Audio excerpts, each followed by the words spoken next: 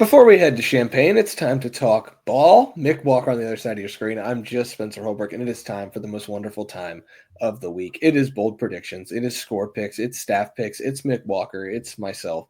Uh, let's talk Ohio State, Illinois. Mick, Ohio State is the number one team in the football subdivision. Illinois is ranked the number 17 team according to the Associated Press Top 25. We're going to talk about that matchup and more here on this Friday edition of the program. How are you, Mick? I'm doing great, Spencer. Like you said, we get to go to Champaign. We get to drive out there. I'm excited to get back in the car with you. The last time we went on a road trip was for this little thing right here where we ended up in Atlanta. I think there was good times that came there from that trip, so hopefully it's another good trip to Champaign. And I know you don't want me to mention this, but it starts off with your birthday on Friday. So everybody that watches this video tunes in, watches the video, sees it on YouTube. Make sure you just drop in the comments below. Happy 15th birthday to Spencer. He's turning a big 1-5. Wow. I didn't know I was becoming 15. Yeah, it is my birthday. Thank you, Mick. I appreciate it. I'm thrilled to be in the car with you for multiple hours on my birthday. Yeah, it should be a good time. As everybody knows, Berm and I have pretty close birthdays. His birthday was last Wednesday. My birthday here, obviously, is today on Friday. But the big day of the weekend is when Ohio State and Illinois play in Champaign on Saturday at high noon, 11 a.m. local for those making the trip, for those of us making the trip. And we've got bold predictions here. So, Mick, I ask you, what is your first bold prediction? Big day for Julian Sandhair coming up. I think this Illinois secondary is vulnerable. I think this Ohio State offensive line is going to make sure that Gabe Akis and all these guys that are on the Illinois front aren't a big factor in this game. So I'm going to go 300 yards and 4 touchdowns for Jules, as Ryan Day affectionately referred to him on Thursday or Wednesday evening. Yeah, I thought the nickname was interesting, Jules. That's fine. Whatever. Just don't call him late for dinner, I suppose. I don't think he'll be late on passes. I think you're right. He's going to have a big day. It won't surprise me at all if he does. We talked about it on Thursday's show, Mick. We don't have to continue to rehash it. Like the Illinois secondary, it's just not a great matchup for the Illini against this Ohio State receiving core, and maybe Aaron Henry pulls out something that he hasn't yet. But I think that it's a good day to have a good day for Ohio State, especially because a lot of times you go to Champaign, it's like a wind tunnel. You got some weather and elements. No, it's going to be 74 degrees, 5-mile-an-hour winds, pretty sunny. Perfect track for the Buckeyes to kind of put some things together on the offensive side. I'm going to go defense first. We talked about this a lot on Thursday's edition of the show when we were breaking down keys to the game. I look at it, and Matt Patricia is going to have yet another game plan that is keying in on what Illinois is vulnerable at and just hammer that home. And unless there's a lot of quick game, which I think there's a chance that Illinois does do a lot of quick game, which isn't really a recipe for success because Ohio State's so athletic and they fly to the football and they don't really miss a lot of tackles. I think Illinois is going to be sacked. I think Luke Altmaier is going to be sacked at least 4 times in this game. Now, that doesn't sound like a ton because Ohio State had 6 sacks on Damon Williams at Washington, and Indiana got to Luke Altmaier 7 times. But again, I think Illinois has kind of started to try to cater its game plan to what it knows are its deficiencies and away from those. And I think there will be some quick game stuff. But eventually you're going to have to throw the ball down the field against Ohio State if you're going to beat this defense. And I think that when the time comes for Ohio State to be able to get to Luke Altmaier, it will get home on Luke Altmaier. And I've noticed this when looking at the games. The guys who have had the most success against this Illinois offensive line here in the last couple of weeks, last week was from Purdue, CJ Nunnally. He's more of an inside defensive end / defensive tackle, and he had a sack in this game, or he had 1.5 sacks in this game. If you flip to the Indiana game, which Ryan Day told us to throw out, but I'm not really going to do that. Tyreek Tucker had 2 sacks for Indiana in that game. He's on the defensive interior. Mario Landino, who is a defensive interior guy, had 2 sacks. What does that tell you? It's the guards in the center. Where does a lot of the Ohio State pressure come from? The interior. I I don't like this matchup for Illinois. And so I think Ohio State's going to get to Luke Altmaier at least 4 times. We'll pass this back to you real quick. Especially you mentioned on the Thursday show, you said Luke Altmaier likes to pull the ball on the turf a little bit. Do you want to drill down at all? You want to say he's coughing it up at all, or you want to pass it? I do think there's going to be last week I predicted a couple of strip sacks for Ohio State on Drake Lindsey from Minnesota, and that didn't happen. And Ohio State still won the game 42-3. This Buckeyes team, like for everything that it is as a defense and is so good at as a defense, the one thing they're not doing is turning teams over. And I think there's some turnover luck there, but like teams haven't fumbled on this team. They play really sound football in the secondary, and quarterbacks don't have time to take risks. And so there's not a lot of interceptions. Luke Altmaier doesn't have any interceptions this year. He's 12 touchdowns, no picks. He's put the ball, like I said, on the turf a couple of times.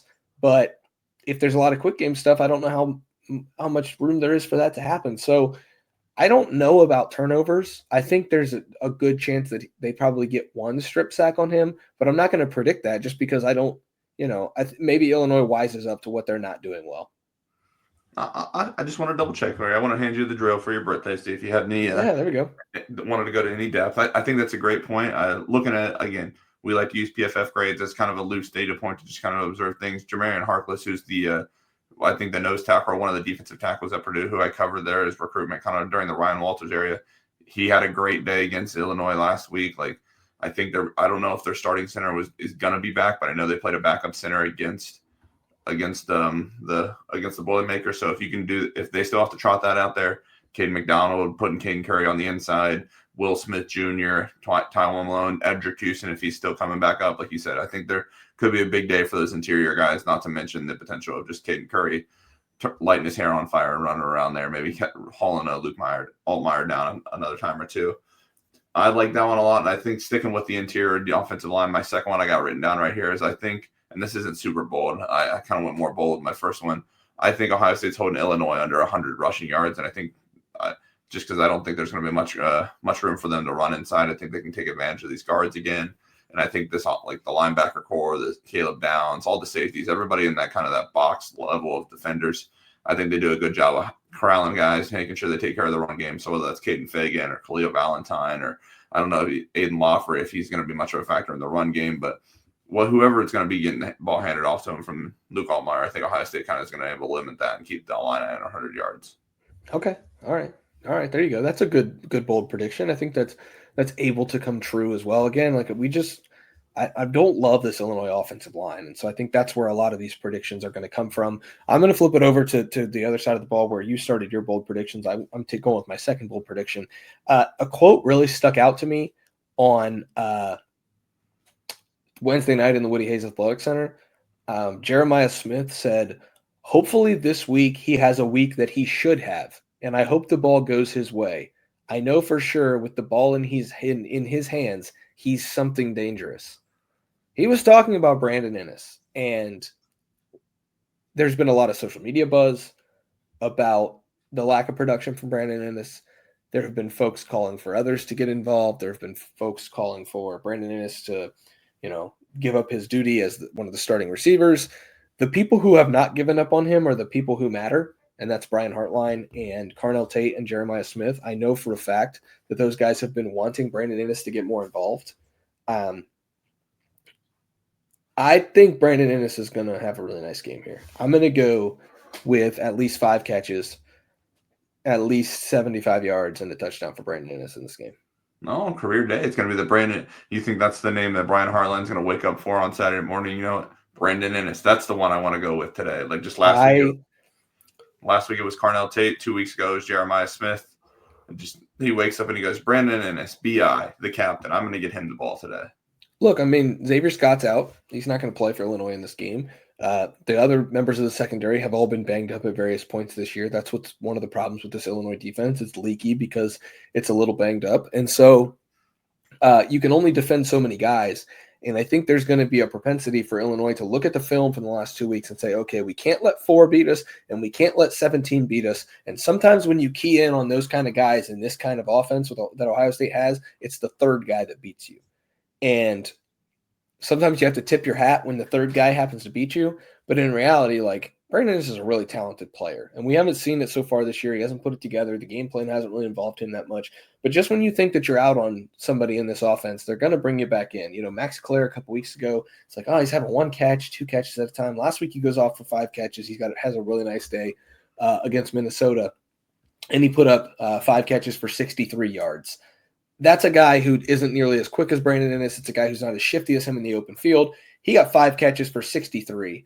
That's an average of just a little over 12 and a half per catch. I think Brandon Inniss can get to like 15 per catch and get 5 catches for at least 75 yards. And if he does that, I think he's going to find the end zone at least once.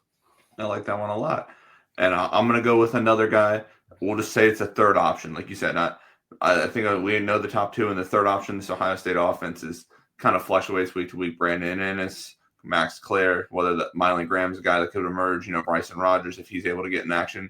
But the third guy I'm going to go with is a guy that I know, we both love him. Will Kazmarek, he's getting into the end zone this week. He's catching one of those 4 from Julian Sand.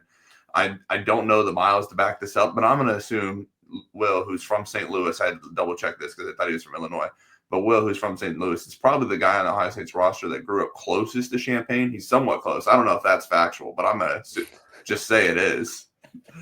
We'll get the slightly hometown kid involved and get him a touchdown. I think if I had to guess, I would say it's probably between the guys from Indianapolis. Yeah, you're probably and right. Then Carnell Tate from Chicago, and then Kazmarek from St. Louis. But it's got to be close enough where you could still, if you wrote a story, make it into a little bit of a hometown feature. You know what? It's bold predictions. It's Friday, and it's my birthday, so I'm kind of making the rules here. I'll allow it, Mick. I'll allow it. Hometown kid. Will Kazmarek. Based on slight research here with a map app on my phone, every one of the 3 places we mentioned, St. Louis, Chicago, and Indianapolis, of the 3, St. Louis is by far the farthest from Champaign. But we'll call him we'll call him the hometown kid. Well, there's another hometown kid than Caden Curry. I mean, we might have a bold prediction for him, no? I mean, 4 sacks that I predicted. Caden Curry could make that happen. We could have multiple hometown kids in Champaign, and none of them could be from Illinois. We'll have to ask Caden Curry next week. I think it's a little bit of a thing. I don't think Caden would say he's from Indianapolis. I think he'll claim where he's from is Center Grove or Greenwood. I don't think he would claim Indianapolis because I don't think he wants to be associated with a big city and the big lights. Okay. He wants to be a grimy, dirty kind of guy. All right. Well, I am going to go with the third bold prediction. So, man, everybody's going to hate me for this. I'm just going to say it. Jaden Fielding is going to make a 50-yard field goal. He missed one last week. Pushed it left. Our friend of the show, Bill Landis, wrote a story about him with 50-yard field goals this week. There's been questions about him and how many people trust him, how much people trust him. He's been really good on the road. He makes almost every kick he ever has on the road. Knock on wood, I suppose. This guy is the most confident guy on the team. I don't know if people realize that. Jaden Fielding is the most confident player on the team. And that probably drives some of you people insane.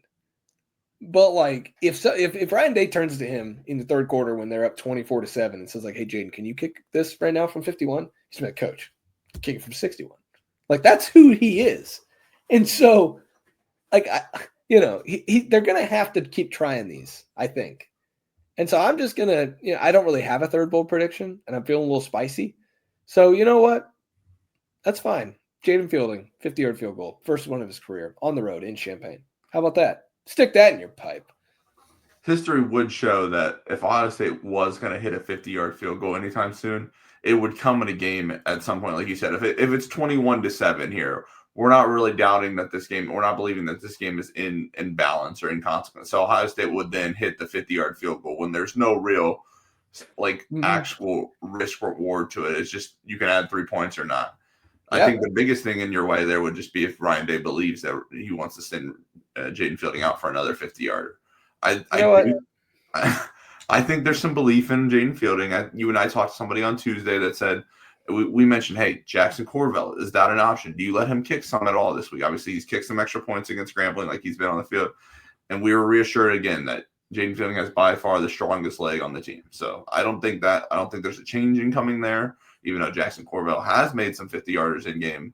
I don't think we're seeing a change. And I think maybe I don't even know. I think I have a field goal factor in my score prediction. I don't know if it's 50 plus, but I think they want to get him on the field to get it, let him see it go through the uprights.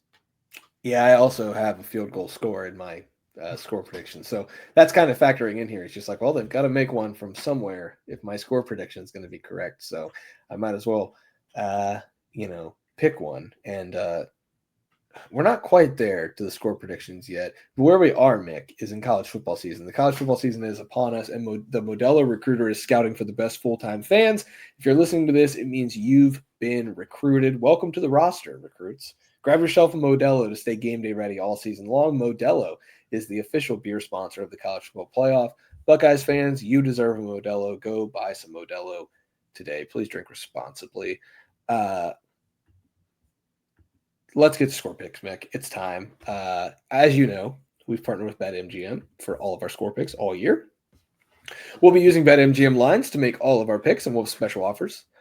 When you join BetMGM, you get access to a variety of parlay selection features like same-game parlays, live betting options, and more. If you haven't signed up for BetMGM yet, use the bonus code ON3, ON3, and you'll get up to $1,500 first bet offer on your first wager with BetMGM. Here is how it works. Let me explain. Listen carefully. Download the BetMGM app, sign up using the bonus code ON3, deposit at least $10, and place your first wager on any game. You will receive up to $1,500 in bonus bets if your bet loses. Just make sure you use the bonus code ON3 when you sign up. Make this college football season one for the history books. Make it legendary. See BetMGM for terms. 21 and over only. U.S. promotional offers not available in New York, Nevada, Ontario, Puerto Rico. Gambling problem? Call 1-800-GAMBLER. Call 1-877-8-HOPE-NY or text HOPE-NY to 467-369 in New York. Call 1-800-NEXT-STEP in Arizona. 1-800-327-5050 in Massachusetts. 1-800-BETS-OFF in Iowa. 1-800-981-0023 in Puerto Rico. First bet offer for new customers only, subject to eligibility requirements. Rewards are non-withdrawable bonus bets that expire in 7 days and partner with the Kansas Crossing Casino and Hotel. Don't forget, if you haven't signed up for BetMGM yet, use the bonus code ON3 and get $1,500 off your first bet offer today. Mick, Ohio State is at current a 14.5 point favorite on the road at Illinois, total 49.5. Money lines, Buckeyes minus 650, Illinois plus 475. Where are you going? What's your pick? Let's hear it. I had it written down. That was one score, and I decided to fluff it up a little bit once I wrote down my Julian Sam prediction. I'm going to go 38-7. I do see the Illini getting in the end zone in Memorial Stadium. Maybe one of those scripted drives Illinois or Minnesota couldn't convert on it last week. Maybe the Illini can. They pulled out a double reverse pass type of thing, a little Philly special against the USC in the first quarter. Brett Bielema's clearly got some tricks. I know Spencer has a lot of respect for offensive coordinator Barry Lunny. Heck, he might get the Arkansas job when all's said and done after all this. Who knows? But I'm going to give it 38-17 as my score prediction. A little respect to the Illini, but I think the Ohio State offense is going to get humming along as well. You've got 38-17? Or 38-7. My apologies. I said that 38-7. So you have the Buckeyes splattering the spread, but you have the under. Correct. Okay, because the total is 49.5. All right. Again, I think I said this on the Tuesday. I don't believe Ryan Day wants to go full Kirk Cignetti here and just run up the score because he doesn't have to. I think we're going to kind of get in the third, fourth quarter, maybe park the bus down a little bit. I do too, but I also think that this Ohio State offense is good enough where in the fourth quarter, I think they're going to score an extra touchdown. So I had this at 27-13. I have since made it 34-13 because I think Ohio State could score a late touchdown. I think this is going to be a good game.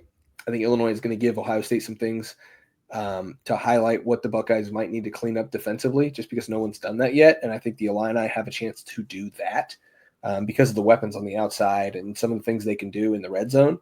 But the idea of a team stringing together multiple touchdown drives on this defense right now seems so foreign to me.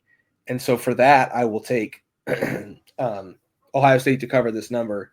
Obviously, I've got it right around that 49.5. I think 34-13 puts us at 47. So, I mean, I'm still under. Illinois games have been good. You're pretty safe at going with the over in Illinois games. The problem is that Ohio State's pace slows it down. I mean, USC had 77 plays. Purdue had 72 plays. Indiana ran 75 plays. Like, this is a defense that has seen a ton of action. And they're also playing their 7th straight game. And so they've defended and defended and defended. And it hasn't been the best defense, but also they're playing in their 7th straight game. It's the latest bye week for any team in the Big Ten. And so finally they're off next week. Now, I will say this. The off week comes at a perfect time for them because if you look at the remainder of their schedule, it's like Washington, Wisconsin, and a couple other teams I don't really have a lot of respect for. Maryland, Northwestern. Like, this Illinois team's got a chance to really go 10-2 and make a case for the college football playoff, really without a signature win other than USC. So Duke. I like this Illinois team a lot. I think they're pretty good. I just think the Buckeyes are going to have too much. And I don't see how Illinois keeps up.